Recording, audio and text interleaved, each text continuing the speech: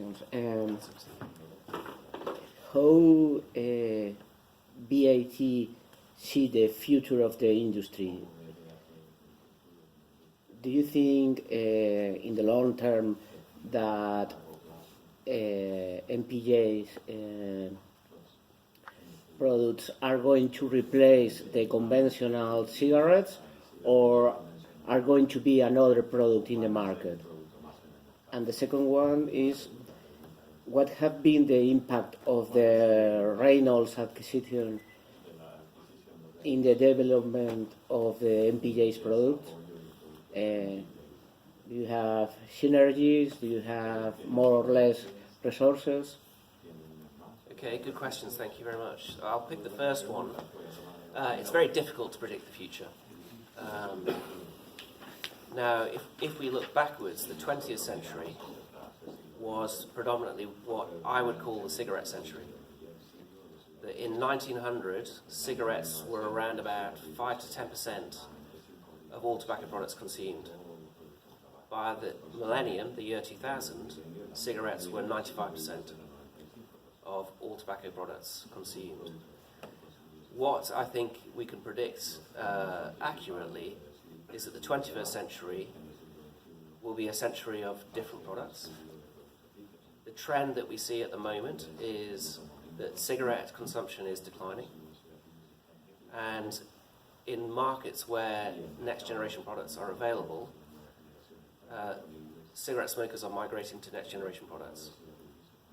So that's why we say that in 2017, our revenue from next generation products is about £500 million. In 2018, it will be £1 billion. And by 2022, so 5 years' time, it will be in the region of £5 billion. So around about 20% of our business. And by 2030, maybe it'll be 30% of our business. And by 2050, maybe half. What happens after 2050 is very, very difficult to predict. Do I think that cigarette smoking will disappear entirely? No, I don't. In the same way that smokeless tobacco use didn't disappear entirely in the 20th century. But I think later into the century, cigarette smoking will become a minor activity for consumers and a smaller part of our business. So we believe that in the future we'll be selling more smoke-free, safer tobacco and nicotine alternatives. When we'll get to the point where we're selling more NGPs than cigarettes, it's too difficult to predict.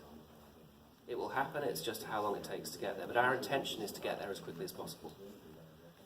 But our role is to develop great products, is to perform the science, to assure consumers and regulators and the public that these products are reduced risk. But we don't determine regulations. We can't tell consumers what to do. So there are a lot of variables in all of this, but our ambition is to help all smokers who want to quit smoking by migrating to a safer, smoke-free product, to help them do that as quickly as possible. Sorry, your second question, on Reynolds. So both British American